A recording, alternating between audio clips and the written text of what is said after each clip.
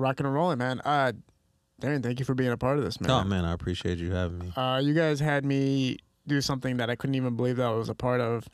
I was a part of giving an award. I was, part of the presenters of an award at your event. And if you want to talk about that event real quick, man, it was a beautiful event, but just diving into how it started and how you guys established it. So the Detroit Filmmaker Awards, man, it was really an event. What we wanted to do was we wanted to showcase a lot of Detroit talent by way of film, documentaries, music videos, and things like that. So, what I wanted to do was get the who's who of Detroit, man, the influencers, the creative artists and stuff together all in one night to celebrate that, man. I've been doing film here for, man, close to like 18, maybe a little bit more years, man. And we just never had that event that just kind of stamped us as, some of the greatest visual artists in the world, to be honest, man, Yeah, dude, there was some trailers that you guys were showing that were beyond my belief. Like, I remember this one guy had I'm sorry, I don't know his name, but he had like a ghost story, and the visuals to it were so intense. Oh, yeah, Jesse McAnally. Yeah, I think that's his name. Yes, yeah, man. I'm like, this came out of here? Like, this looks like $1 million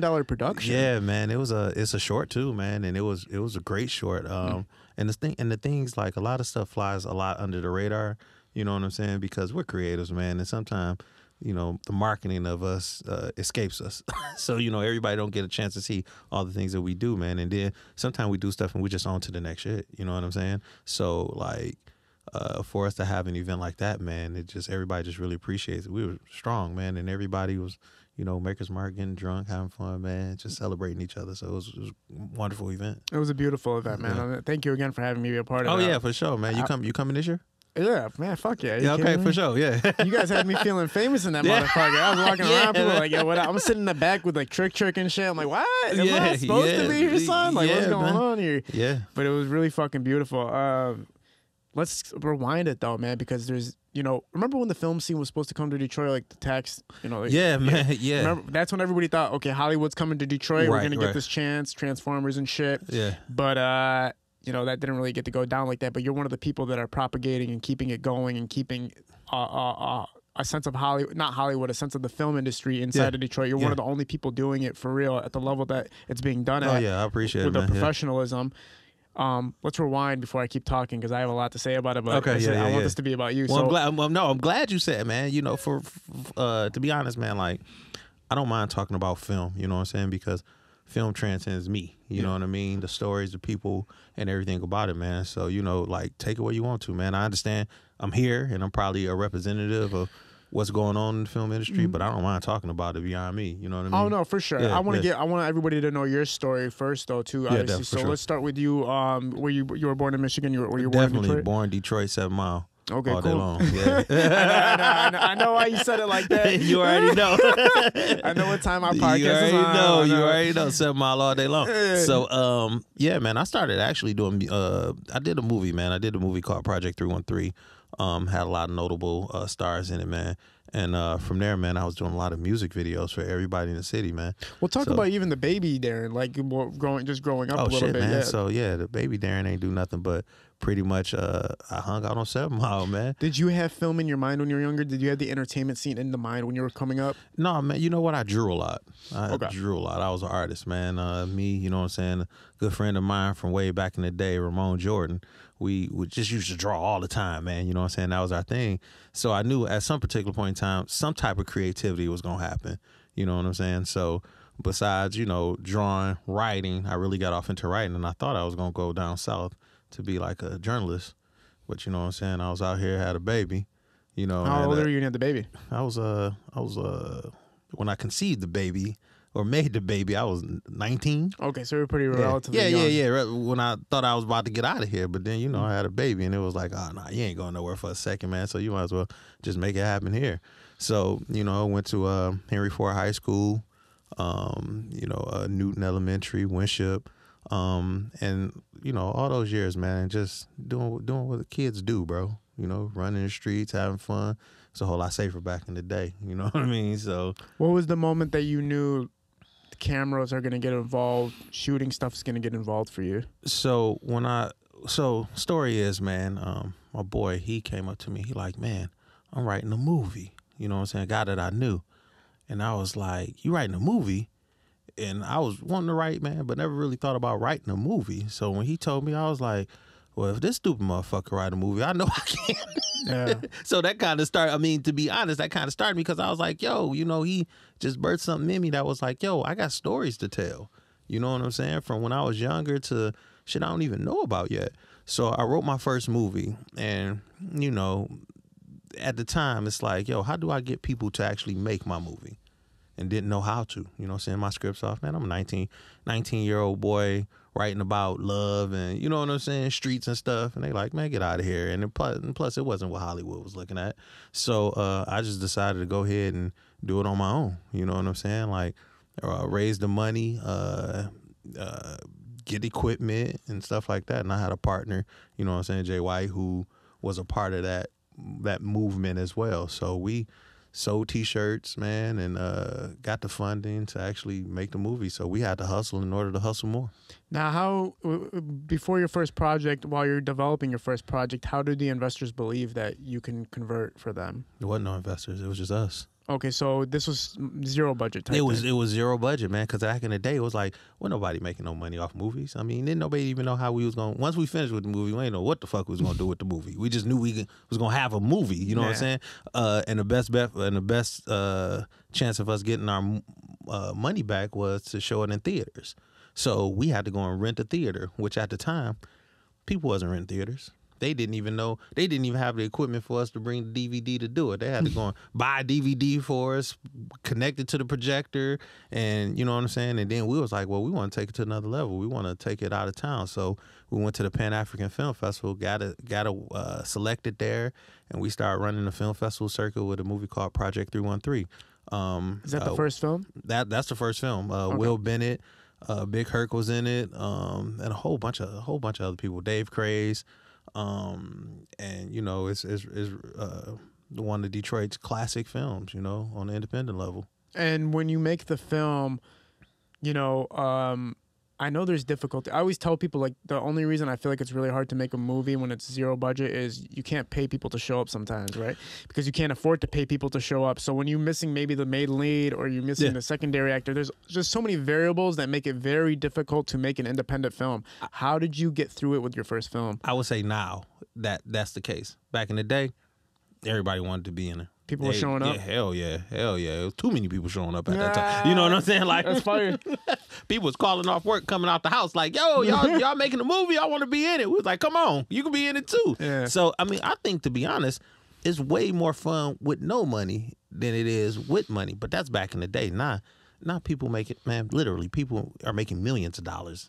You know what I'm saying? What camera equipment were you guys using for the first film? Man, the first movie, we started off with a Canon GL1, I believe it was. Okay. Then we moved to a Panasonic HVX 200 with a P2 card that allowed you to do slow motion. So it wasn't like terrible. It wasn't like you were shooting off of like a JVC like. No, it wasn't. At this particular point in time, it was prosumer cameras. Yeah, you know what I'm saying. Right. So you was able to kind of like, but they were still a lot of money, like $2,000. You know what I'm saying? Like, I think they may have been more. And shit, we ain't had that. You know what I'm saying? We had enough, but at the end of the day, you know, we didn't have all the equipment that we wanted, but we had all the equipment enough to execute or knew exactly just the essentials to make the movie. Like, man, we ain't had the sound guys and nothing like that. Wasn't no departments, wasn't none of that. From an experience role, what role did you play? You were the director? Director, yeah. And you came off, cameraman. You came off of zero experience though to some degree? No. I went to school. I went to school for it a little bit. But what school did you go to? I went to Specs Howard, but I also went to Motion Picture Institute of Film. Okay, yeah. I remember MPI was out here. Yeah, yep, for sure. Yeah. So I went there, man. And but they taught you really, like, I guess at MPI it was a lot of industrial, you know what I'm saying? You didn't have really a lot of room to kind of be creative. You just knew what it was. And then they were teaching film. I had friends that went to Specs Howard and went out of state to Grand. I think there's a school in Grand Rapids too that teaches film. Okay. I'm not sure the name of it, but I remember a lot of my friends going to film school because I wanted to go to film school, but then they would go spend $30,000, $40,000, and then they come back and be like, I didn't learn shit from this That's school. the thing, though. So, yeah, I went, and it was just like, yo, they teach you the components, you know, shit. This how you load film. This how you put on a tripod, you know, this, that, the other. And it's just like, yo, okay, so when do I create my own style? It's like, no time for that shit. You know what I'm saying? Ain't enough time for you to create no style here. You got to get out and just do it. You know what I'm saying? So at one particular point in time, man, I was just like getting out here and just doing it. Like, you know, paying people, like paying teachers that taught me, hey, man, you know, you freelance, don't you? Yeah, I freelance. Well, here's some money. I need you to come and do a music video. I would get budgets for music videos, use that money to go and rent equipment. So I would rent my equipment from DPL, Detroit Power and Light. I was the only guy who was going out there and getting all these big lights and stuff, man. You know, everybody else was, you know, Ford and GM for their commercials and stuff. I was the only one coming with the little minivan. Throw these Kino flows in here, man. Do this, do that. And they was like, hey, man, you always coming out here giving us money. What's up? You know what I mean? And I'm like, I'm just trying to get in the industry. I'm just trying to show y'all that I'm serious about my craft. So when they seen me coming out there every fucking week with $400-500 to get them, and the budget was maybe at the time being new $1,000, and I'm spending half of it on just equipment just to learn it, they were like, yo, so I became friends with a lot of people in the industry just doing that. That's incredible, because it's like you really believed in enough in yourself to make these investments. Yeah. And a lot of people don't take that step to say, I'm going to really put money in this and come off as a professional, not come off as like, you know, totally not respecting the craft. Yeah. Just like with music, you know, some people will get in the studio and show no respect to the craft of what it really means to make a song or what it really means to make a movie. But you were like, I'm going to pay respect to what I'm doing. Definitely. I'm not going to bullshit it. Definitely. So you were really on that mindset. Talk about the experience of creating your first film, and what are the hardest parts of learning how to make a film or walking through making a film? So creating my first film, it was fun, man. It was really fun. Everybody was cooperative. Everybody was there for the same thing, and I was really get their face out. I think now what it is being a director, and what I've learned past the years is just navigating through characters, navigating through attitudes and stuff like that. You know what I'm saying? Because, I mean, it's hard to tell a person with money how to act. You know what I'm saying? And when I say act, I'm not talking about like the profession of acting. I'm just talking about how not to show your whole ass. You know what I'm saying? So it's like right now, man, I think a director has, it's more than just knowing what the camera does. It's really about creating relationships, creating safe spaces for actors and actors to really just get off. You know what I'm saying? So, you know, being the first one there and the last one to leave, like leading by example. Right. That's what directors need to be doing, you know what I'm saying? And just how much respect a director has, that's kind of what makes the projects a whole lot better as well.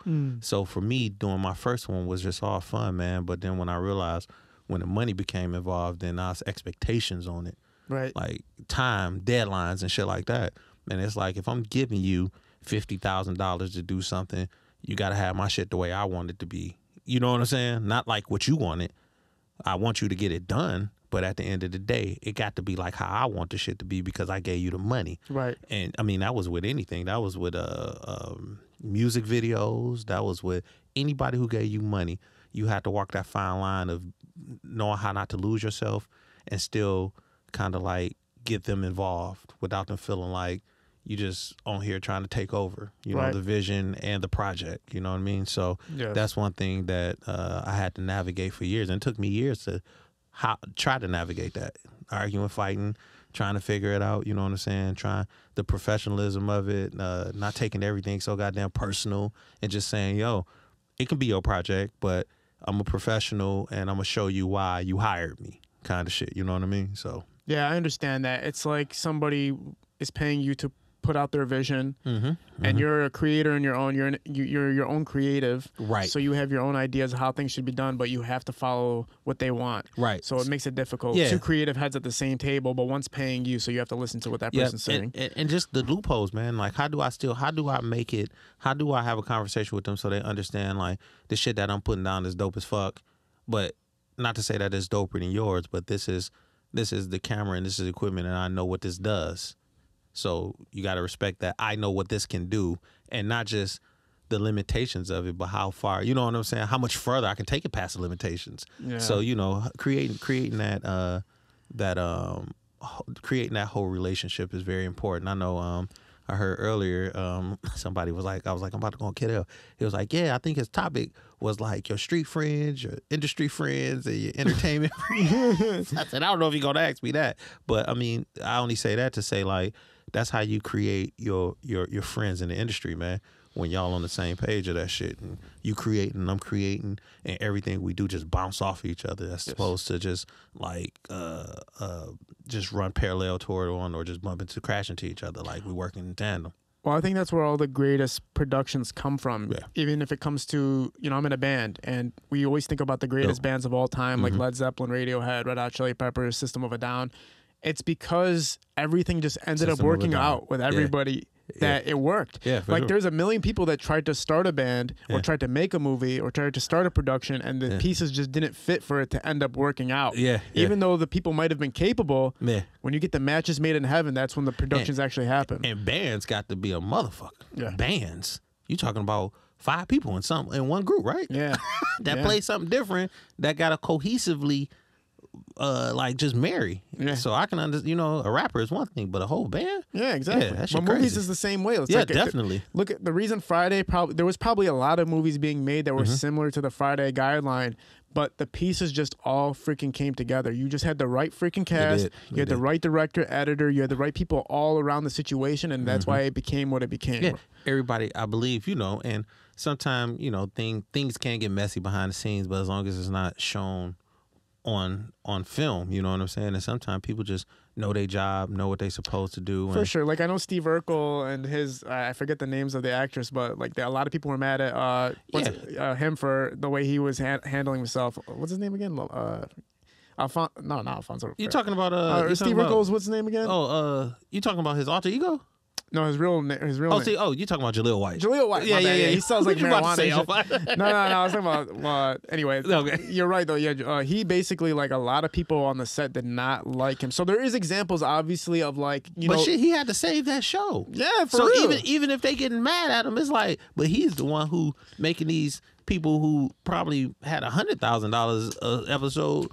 $300,000 an episode. You can't be mad at that. Listen, my favorite movie of all time is a movie called American History X. Okay. Oh yeah, for sure. Edward Norton. Yeah, Edward Norton. For sure. Edward Furlong, and it was directed by Tony Kaye. Yep. Tony Kaye apparently wanted to make it more like a poetic black and white movie where like there was narrative going on throughout the whole thing and a completely different projection.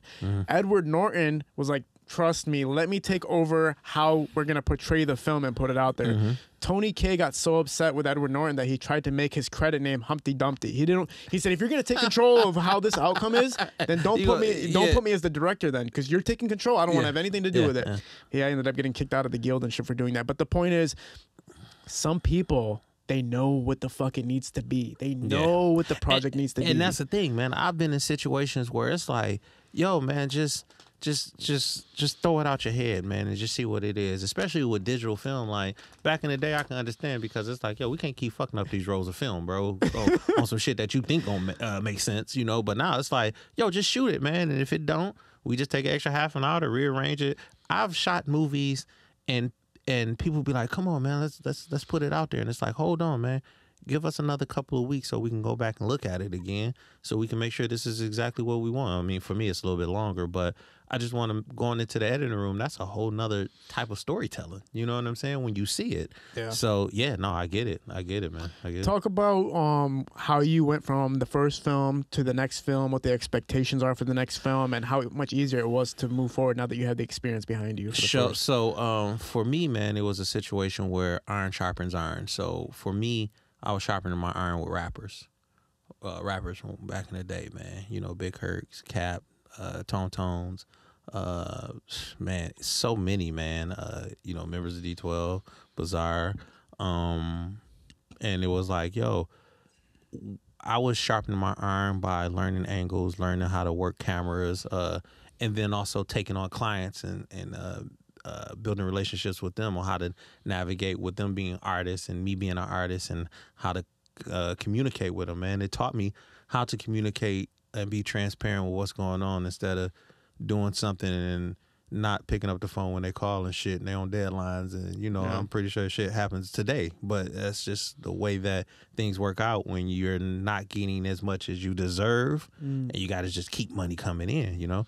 So for me, I did music videos for a very long time, man. I was one of the most sought after directors in Detroit for a very long time, and I also did a lot of work out of town too. So going into a movie though, I mean, it's a whole different monster. You know what I'm saying? Because when we doing music videos, man, ain't no continuity. We just shooting shit that look good. You know what I'm saying? But when we're doing a movie, you're talking about 4 minutes to an hour and 45 minutes of shit that has to cohesively work. You know what I mean? So for me, going into that movie thing was a whole nother monster, man. It was like, yo, every year I did a movie, I had to try to work on something, whether it was my eye, whether it was my ear, whether it was my mouth, which is the communication of something. So every project that I did, I worked on something new for myself in order to communicate and make the shit go right, learn how to build relationships. And then the overall part was learning how to work with the money, learning that the money ain't yours. The money is the project's. You know what I'm saying? So I couldn't go and ask people for money. And then how am I going to tell people, oh, I got this money, but I ran out of it? Like, what the fuck is you doing with the money? You know what I'm saying? And we trying to work comfortably, and we're not getting paid what we expect because we believe in the vision. So you got to at least create that safe space and treat your people right. You know what I mean? So that's kind of what that's why people trust me to do things like the Detroit Filmmaker Awards and stuff like that. Don't mind saying, oh, I know if I give him this money, I'm going to get this out of it. You know what I'm saying? As opposed to if I did the DFAs and everybody paid the ticket price and they came and ain't shit happened as expected, people would be like, man, what the fuck is we doing? What you doing? You know what I'm saying? That's not cool. So for me, man, I always just try to do things that really empowers the community. You know, and films, of course, is one of the things. Your responsibility allows you to be able to deliver, right? At the end of the day, and you take accountability, and you're a person that wants to make sure whatever is needed to be done is getting done. Right. And you're treating it with respect. Like I said, like a lot of people, I get the thing of running around the DSLR, people doing the DSLR films. I get it. I respect the grind. I respect the hustle. I'm not a fan of people who have the budget. Like, you know, some old heads will come in with a bunch of money, but then they'll still try to do the run and gun stuff and still try to get off with like shooting. So like my whole gripe with the industry is this, because I've been in Detroit films, and I'm probably not. Oh, I already know. You know, my boy Darren, he always talk about you. Yeah, I'm probably not gonna do it again simply because of this. And you're probably the only person I would ever want to talk to about this. But basically, I don't like. I'm a fan of film. I grew up on. I want to be a filmmaker when I grow up. I do. Yeah, like the creativity I of just film. didn't get to the point where I'm doing it yet. It's my responsibility, but I have to get to the point where I'm making movies like you're making movies. Yeah. My gripe with it is like I don't like the system of. They know the system, right? You can basically shoot the movie with the lowest budget equipment or whatever, and then all you got to do is hire GMAC Cash to be in the main role of the movie. Oh, yeah. And then when the movie's going to come out, GMAC, make sure you post 10 times on your Instagram to everybody pull up to the theater. We'll make a bunch of money, and then we'll disappear. I hate that. That's like, come on, don't disrespect the game like that, bro. Yeah, man. It's, man, that's funny you say that. Me, man, I have to really take an unbiased eye to a lot of things, because at the end of the day, just like I was telling somebody the other day, like when you're doing business, man, people aren't doing business for each other. They're doing business for their family and their family alone. Yeah. When I come to the table, I'm not thinking about you.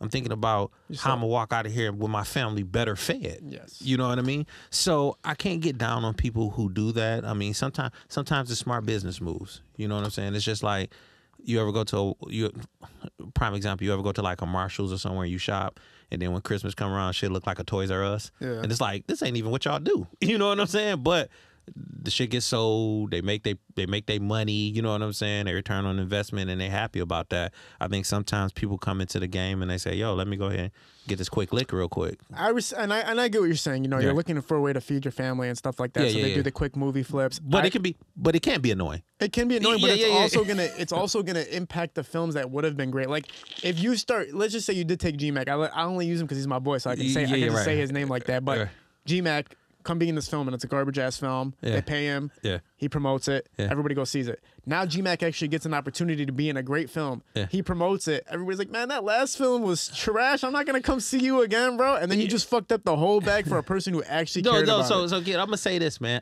I don't give a. You can say that may be a thing, and it may happen for some. I don't give a damn how many trash movies Jordan Peele makes. Jordan Peele, yeah. They gonna go and see the next one. Shit, look at M. Night Shyamalan. How much shit he done made that's just been like, what the fuck was that? Facts, and people will be like, oh, the new M. Night Shyamalan movie coming out. And you be like, I'm gonna go and see it in hopes that he gonna get it right. All you need is one to get right. And it's like, I'm gonna keep fucking with him. You know what I'm saying? I respect that. I respect that. Yeah. Talk about, what was the second film called? The second shit, man, you got me digging. The second film of mine was the Users. Right, The Users. Yeah. And did you see a return on that as it being like a project that you had to make a return on? Yeah. Okay, and talk about how you converted. Talk about how you made it happen. So that was me coming back into the game, to be honest, man. After years of holding down music videos and shit, holding down a regular job. Oh, okay. You know what I'm saying? I was auditioned for a lot of earlier in my career, man. So you know what I'm saying? Like still, making babies and shit and and feeding the fam and stuff. So I still had to do something because this was at a point where we weren't seeing returns like that. You know what I'm saying? With our films, it was like you would take it to a distributor, and the distributor would be like, thanks. You know what I'm saying? Like, we wasn't seeing checks because the shit would be ate up in the print and advertising budget all the time.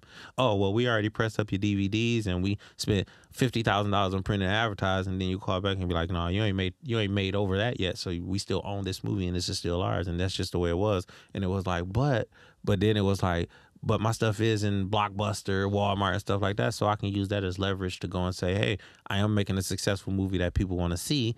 So how do I hustle my way into another situation? You know what I mean? So for me, the second was The Users, man. And I was sitting on it. And at this particular time, Dennis, he was doing films, you know what I'm saying? And he was kind of moving and shaking. And he was like, yo, D, you need to send this here. And I was like, man, okay. I was hesitant because I was like, yo, I'm still kind of making a little bit of money, off Amazon at the time when they allowed people to just put their shit on and then they would see pennies, you know what I'm saying? I mean, half a cent on an hour-long film because that's the rate, I think, is between 2 and 4 cents. No, half a penny and 4 cents on streaming an hour long. You know what I'm saying? So every time somebody watch your movie for an hour, you only get probably on a high end 4 cents. You know what I mean? So that was the bullshit, but it was just like, yo, better this than nothing at all. So when he came, man, I went with a company and seen a decent check or, seen a little bit of money. And I was like, oh shit, okay, this is looking. And he over there, he like, no, you need to do more. This is what's going on. You know what I'm saying? I'm seeing good money. So at that particular point in time, I said, okay, cool. Went out, did The Users and, I started making a little bit of money. And then my boy, that's when I was like, okay, I'm back at it again. You know what I'm saying? Just getting my foot back in the door, getting my feet wet again, learning people, learning the new up-and-coming actors and actresses, learning the new departments. That was now part of the Detroit film industry because before, we didn't have department. We didn't have a camera department. We didn't have makeup department. We didn't have wardrobe. None of that shit. It was like, hey, everybody, send in T-shirts. We're going to put you on in a movie, you know what I'm saying? Send in whatever you can. Oh, you want to help out? What can you do? I know a little bit of shit. Come on. Because at the end of the day, I was behind the camera and I was directing. Right. So I really needed you to do is make sure don't nobody hit me in the head. You know what I'm saying? So that's really what that was. So The Users was kind of like the next one. So then after that, went off into DYMEZ. Right. Yeah. So DYMEZ is like one of our hits, man. You go and see that on Tubi right now, man. Been doing great numbers. And that was a point where it was like, yo, I'm gonna do this one last one on my own. You know what I'm saying? I'm gonna go ahead and DP it and direct it. And after this, I'm just kind of done with that whole thing because now I know how to do all these things simultaneously, still communicate with my actors, still communicate with my team, and kick out something that's dope as shit. You know what I'm saying? And that's what we achieved with DYMEZ. My boy Donald Bolton wrote that one. And, once we put it out there, everybody loved it, man. It was a good hit. So no, people still talk about DYMEZ. I've had a few guests that come on here, and I do know that it's the one of the movies, like I always hear about Buffed Up. Yeah, That's yeah, one of the yeah, movies yeah. I always hear so about. yeah, Buffed But Up, then- man, Moolah Films and them, man. Yeah. And even though I talk about Dennis, like Moolah Films was really like everybody plays a part in the film industry. Right. It's like maybe about, you know, seven originators that's been doing it for over like 12 years, you know what I mean? And Moolah Films is definitely the ones that brought in that mainstream, we can really like not just make money, but we can make fucking a living doing this, man. And they put together the whole genre. I think they really, dare I say, man, I think they really started just the whole Detroit street drama whole thing. You know what I'm saying? Like we were doing it, you know what I'm saying? And I mean, I say mine wasn't necessarily about the drugs and stuff with Project 313. It was just really a situation. But when it came to Moolah and them, man, they did it, and they really brought how Spike Lee brought Brooklyn to film. That's how they did Detroit. I feel that way too, because I feel yeah. like they're the most talked about as far as when it comes to the movie scene and when it comes to the production scene and the series and everything they do. They're like the most consistent. Definitely. And everybody's always tuning into every project that they put out there. Definitely, man. But when I heard about Dimes, it reminded me of how much I hear about Buffed Up. Like I would hear like Dimes, I would hear Buffed Up. Like I would always hear like, oh, these are the two of the Detroit films that people always like reference to when it comes to who's making films in the city. Right. Talk about it though, like why do you think it delivered more than anything else, and how it came together from start to finish? So with Dimes, man, what was crazy was we wanted to make a movie, all girl cast, you know what I mean? But we didn't want to take the genre too serious. Like, you know how Set It Off was. We didn't want it to be Set It Off. You know, they were just so calculated and so precise. But it's like, yo, man, like if it's three girls from Detroit just really trying to get down on niggas, like they wouldn't know what the fuck to do in the first. They just doing it for money. Yeah. So when people really expected to see one of those films that was taking itself real serious, you know what I'm saying?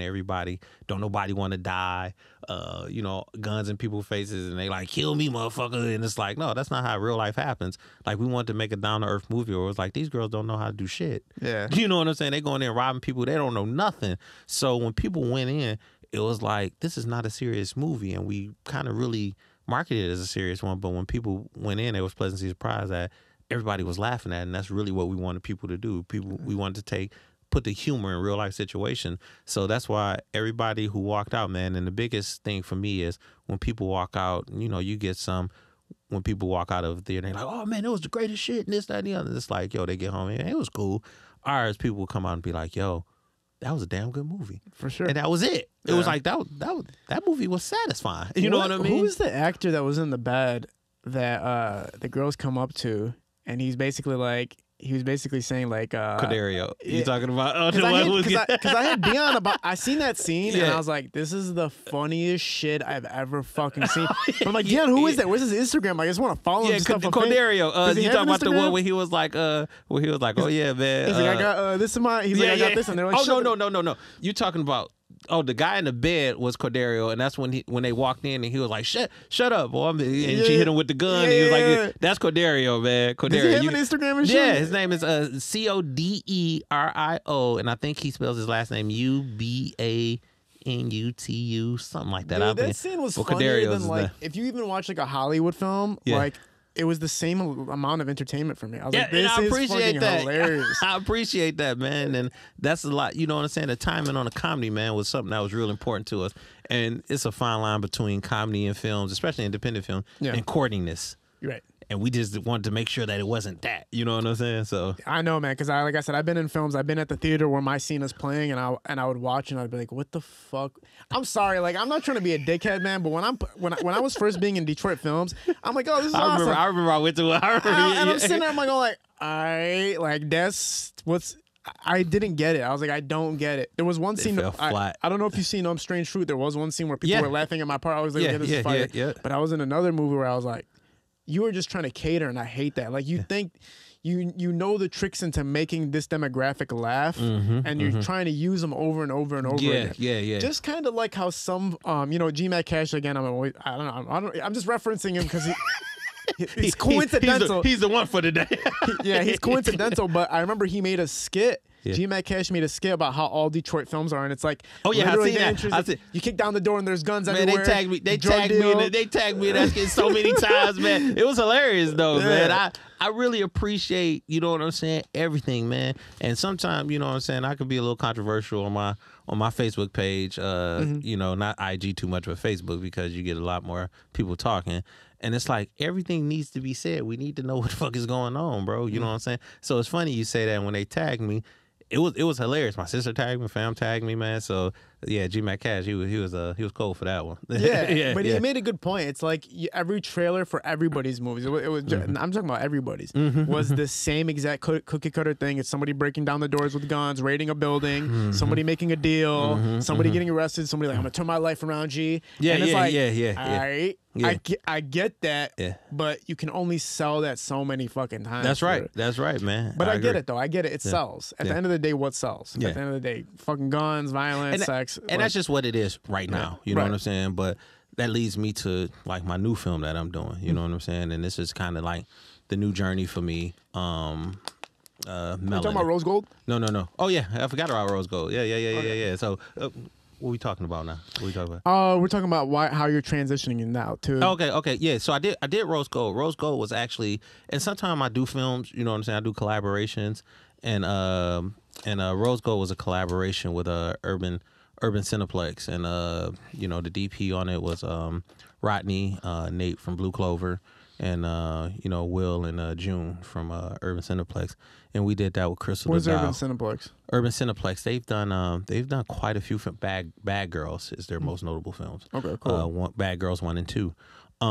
So I was able to work with Crystal the Dial, Kiva, Leah, man, and I've never worked with that part of the industry so much. You know what I'm saying?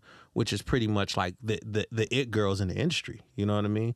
And they were just so professional and so nice and so cool, man. And you know what I'm saying? Like sometimes, like you said, we have the kind that's kind of the Instagram, and then we have the actors, and it's like the rappers versus the hip hop artists. Underground scene. Yeah, you know, yeah, exactly. So with this, for me stepping into it, I've worked with a couple of them before, but it was years ago. And you know what I'm saying? And with them being so much more I guess trained now, it was fun working with them, man. And I thought, oh, okay, so they not only have the followers, but they also have the talent to do this. So it just opened my eyes up to being like more open to being like, oh yeah, man, like this is pretty dope. And I was able to work with you know, BZ the actor, Meech Icewood, Denzel, and a slew of other new young actors. That was pretty dope. Yeah, because I know like we're talking about popularity versus talent, obviously, to some degree. Like if you're really an actor, you're gonna notice that versus an Instagrammer who makes his comedy skits. But I did notice that a lot of managers are taking their artists and saying, "Hey, we're getting films done out here. Let's get you paid for making money. Let's go to school. Go to these film classes. Go to these courses. Go to these events." Yeah. So now they're taking it seriously. Yeah, man. I mean, and we have a lot here, man. Kamal Smith, he does one. You know, I do a thing called Speedcast, Switch Network, because that's really my wheelhouse, is just getting everybody together and networking. Even Dennis does a acting class. I believe King Wesley is doing the acting class now. And dare I say, Eddie Kane. So it's everybody's contributing, man. To what film were you going to talk about that is the transcender? Melanin. Okay. So I have a new film, Melanin, which I don't know when this airs or if we should date it, but it comes out January the 21st at the Bel Air. Cool. And you can get your tickets at on my website, which is DarrenBrownMedia.com. But what this movie is about is basically about a white man who takes a pharmaceutical child tanning pill and turns himself to a black man. Brilliant. Yeah. So it's kind of Jordan Peele feel to it, kind of. Yeah, you know what? I don't know if you're familiar with well, I'm pretty sure you're familiar with Melvin Van Peebles, Mario Van Peebles' father. What film did he make? He made this movie called The Watermelon Man. Oh, okay. The Watermelon Man is pretty much the same premise. It's about a white man who fell asleep, but he just woke up black. Wow. You know what I'm saying? So what I did was I just dove deeper into the movie. So it's almost, I wouldn't necessarily, well, it's like almost a reimagination of, you know what I'm saying, of that. And man, it's way deeper, because what it does is it asks the question of how does the judicial system handles a black man that has a white squeaky clean past? How do we vilify him? You know what I'm saying? And how do we see him? So in this film, it answers a lot of those questions. And you know, like, I didn't want to beat anybody over the head with this project. I mean, with this type of film. I've seen I believe it was American Skin, and I liked American Skin. It was cool, but sometimes we do put that heavy hand on the difference in you know, controversialness when it comes to like race and stuff like that. Yeah, definitely. Because I noticed Jordan Peele got in a lot of like controversy with that, where like when he came out with Get Out, right? It was the perfect balance of like, hey, we're talking about race, we're talking about what's going on in the world and the communities and stuff like that, but we're gonna deliver it in a way that's highly entertaining and stuff. And take an approach where we're not necessarily making the white man a villain or too vicious. You know what I'm saying? Like, but it is certain things that happen that we see, and it's just the nuances of how they do certain things that we can see with our third eye, and maybe everybody else don't notice. You know what I mean? No, I get that. Yeah. As this film's went on, I think then he came out with Us, right? Us, right. So that was a little bit more. It's like, okay, now I'm taking it to the next level, telling you how I feel. And he went a little bit more horror than it was social. Well, it was still a lot of inequities, I guess. You know what I'm saying? Well, it was still a lot of social inequities because basically it's just about the two, like, you know. Yeah. It is when you read deeper, right? When you go into deeper, it is. It's like that's hitting pretty. If you look into it for real, it's like, damn, that's fucking super deep. But kid, do everybody want to look into it? That's the thing. Get Out was more slap you in the face with it. You know, these white people just like taking our strengths and, you know what I'm saying, and using them against us, I guess. And Us was kind of like, you got to dig a little bit deeper into it. So, you know, I get it. I got it. But then he came out with like the newest one. I think Nope is the one where people were like, okay, that's now we're it's just getting a little bit too. People were just like, do it, but entertain too at the same time. Yeah. And that's even though when I was talking about Dave Chappelle a couple weeks ago, I love when people are talking about political things, but at the end of the day, entertainment. If I want to come look at something, if I want to come see a movie, I have to know what I'm getting myself into to some degree. Right. If I'm watching a movie, mostly we want to be 95% of us want to be entertained when we watch a movie. If I want to come and listen to somebody preach about something that's a matterful in society, I want to go to that part. Well, that's the thing. Or going into something and packaging it in a way where it's not so damn uncomfortable that we're coming out mad and angry or exhausted from looking at it. And I didn't want to make an exhausting movie. Maybe like Spike Lee had the good balance of knowing how to do it. Spike Lee had a great balance, especially for the time. Like it was, but at that time it was needed. I mean, it's needed even more now. But at that time, I think without the internet and everything, people were able to go home and process it. Now we just process this shit immediately. While we're watching it, we're processing it. And we don't even process it before we spit it out on the internet. We're just talking shit on the internet, and we haven't even processed it yet. We just trying to, you know how somebody say, you're only listening just to talk. You're only hearing me to talk. You're not even listening. You know what I'm saying? Or you're just doing this. You're just waiting on your turn to talk, basically. Yeah. And that's what a lot of people do. They're not reading any comments. They're just putting the shit out there, just get their chance to talk. You know what I'm saying? And we speak out of turn a lot doing that. So with the film that I'm doing, like, it's really the first half of it is damn near comedy until shit get real, until he realizes, yo, I'm actually black, regardless of what I think I am. The skin tells everybody that I'm black. So it's a roller coaster of things. You know what I'm saying? That happens to him. Talk about the cast and everybody involved with it. So lead is Rob. I forget Rob's IG, but Rob is from, where's Rob from? I want to say Colorado, Idaho, something like that, man. And we found him through our AD, Dion Shepard. We have Shamari. He's one of the main roles. He plays the black Mike, and Rob plays the white Mike, and you know the similarities. And it was. Do you guys like, have like an Instagram page I could follow for directly? Yeah, definitely. Well, you can follow me, Darren Brown Films, and you can go, and I believe the trailer is already on there and everything. What do I type for the movie, or do I just come to your page for it? You can just go to my page for it right now. Yep, cool. Yep. I'll follow. I'm gonna just make sure.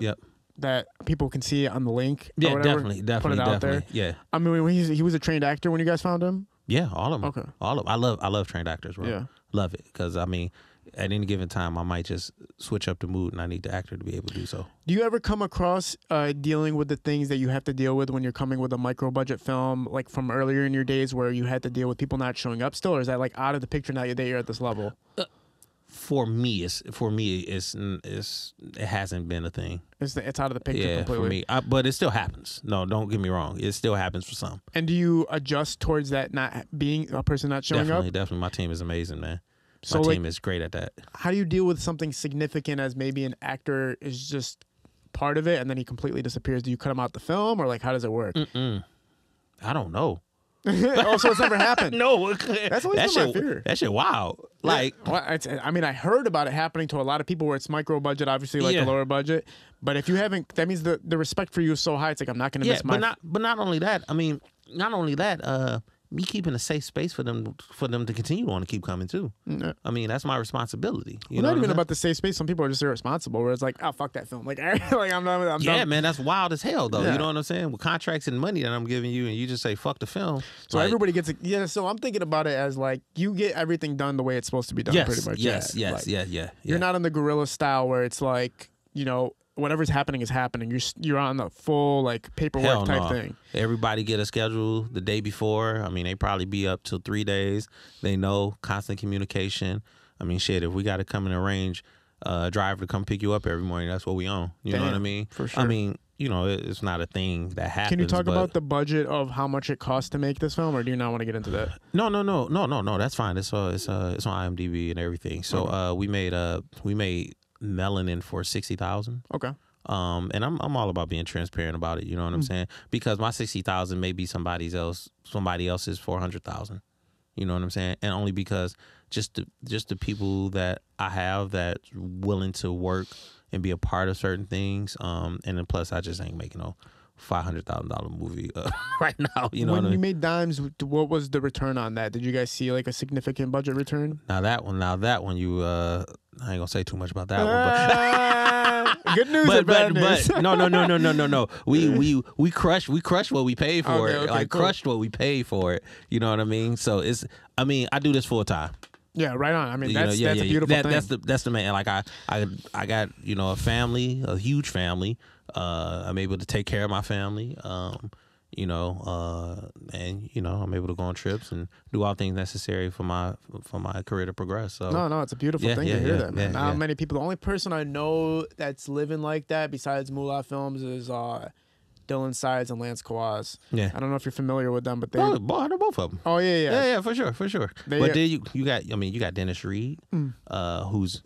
So, and I brought, right now, Dennis is probably, your GMAC is, Dennis is for me because I brought him up. But I mean, he has a wonderful, he has an office building and he has a studio in it, right? And in the studio, he has a prison, the airport, bedrooms. Airport. I mean, I'm talking about like sets, like you walk through a door and you're in a whole nother set. Yeah, you have to go see it. Where's man. it at? It's right on Greenfield. Oh, right on cool. Greenfield. It's like a Tyler Perry studio, bro. Is that like where HaHa Davis is shooting his prison skits, possibly? Because I don't know. Okay, yeah. But he got like a whole prison in there. He got the place where you go and use, the partition and wow. Like it's crazy. Like you walk through there and you like open the bedroom door and you're like in an airport. So it's like a mini Hollywood feel. It's definitely that. It ain't like it's exactly what that is. Like you can go there, you can rent out the space and everything, man. Tanya Brown is the one who runs it over there at DR2 Studios, Homestead. So like you can go over there and just like do whatever you want to, man. What's been the most proud moment for you so far in everything you've accomplished with your films? Being able to tell my boss, fuck him. I tell you the story, bro. Like I was at work, man, and got into it. I was a manager, got into it with this girl, and she was just like mad disrespectful, right? So I'm like, man. So he came in and he like, yeah. So what you say to her? Like, yo, bro, I ain't say shit to her. So he was like, yeah, man. I said, man, well, you ain't hired me because he called me and hired me. Said, you ain't hired me to get disrespected, man. So he was like, oh, so I took a leave, came back, see if he had to change a tune, see if it was going to be worth it. He was like, yeah, man, well, since you back, you got to work all day. I was like, shit, I ain't working all day. I was like, he was like, yeah, because she been working since you been gone, she been working every day. I said, well, it's just what she wanted to do. Yeah. Man. So he was like, well, you know what, man? Like, you can't afford to not keep this job.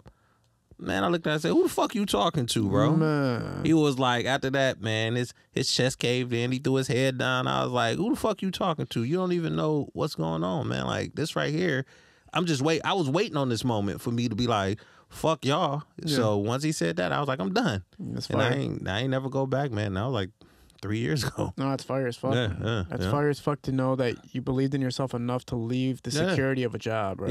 Yeah. A lot of people don't have the guts to do that. I always tell my friends, like, if you really want to be in the entertainment industry, it's very difficult to manage a real job, 9 to 5, and make it. Just like any other entrepreneurship, it's like very difficult. Some people can do it; it happens. But you take the leap if you really believe in it, because you'll make it happen. I've had friends who are success stories with that, where they literally have left their jobs and then just fucking prospered.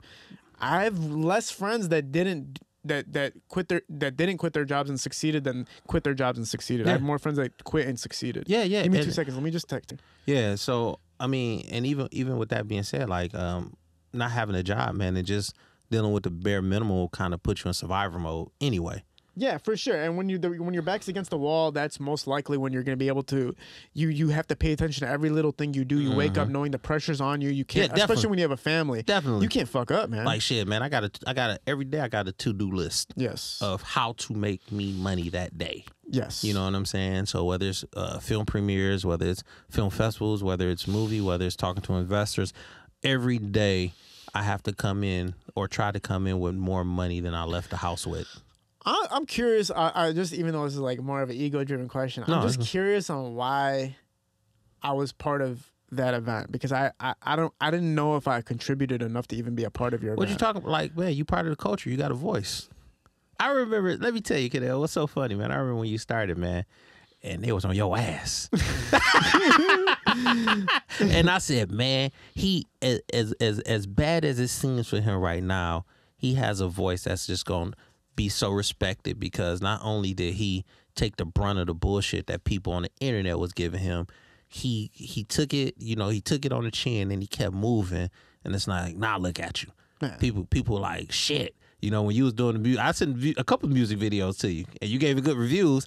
But people was, fuck it, hell, who the fuck he think he is? And it was just like, yo, but he's the one who got the balls to do it. So with that, you gonna be rewarded, man. And now it's like, yo, man, you interviewing them, people really care about what you say. You showing up to events, and people like, yo, shit, you got your hands on the culture now. Like, rap music better than motherfuckers who's rapping.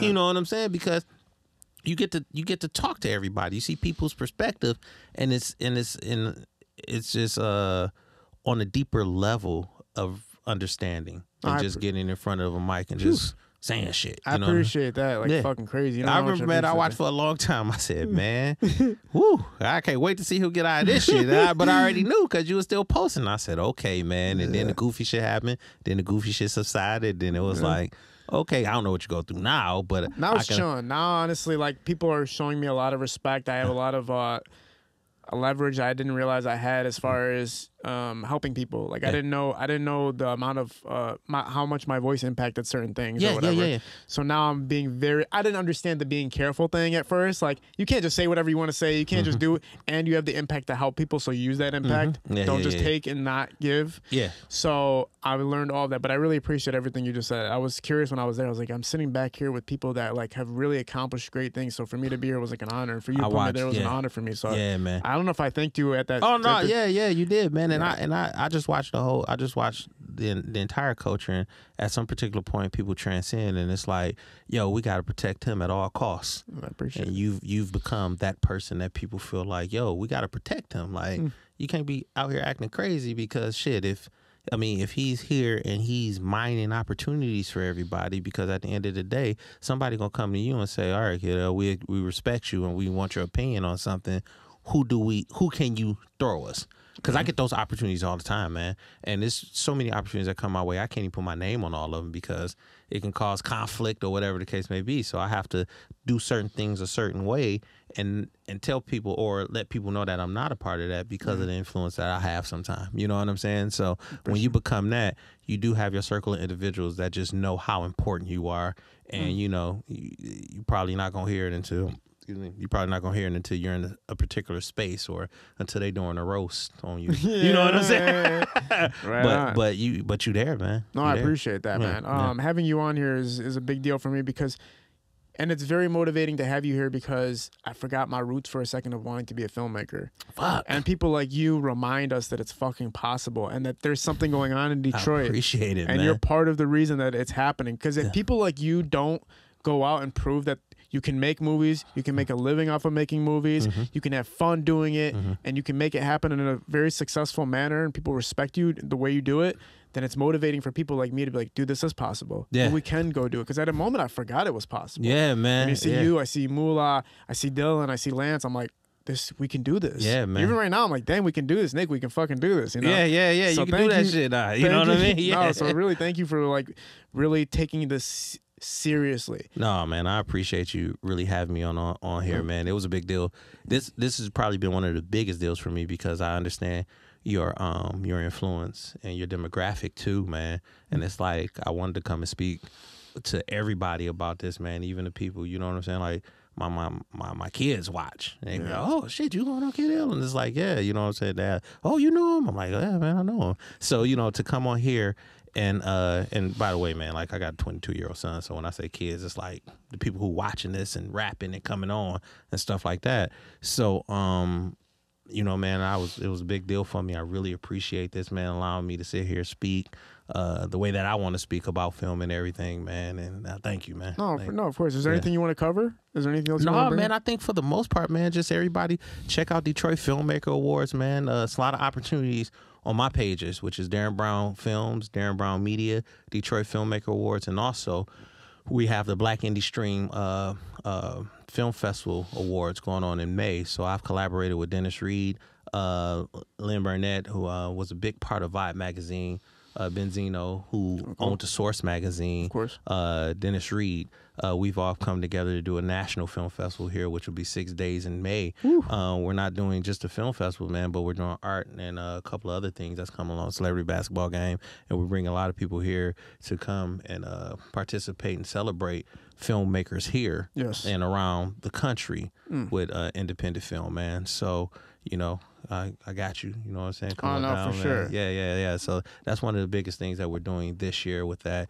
And also, you know, still me out here at Martha's Vineyard, African American Film Festival, going rub shoulders, hopefully bringing those type of big vendor films here, you know, big budget studio films here as far as showing. So we can be the first or one of the test markets to actually, you know, be in the machine of, hey, man, we trust and we value the opinion of what Detroit has to say about certain things, man.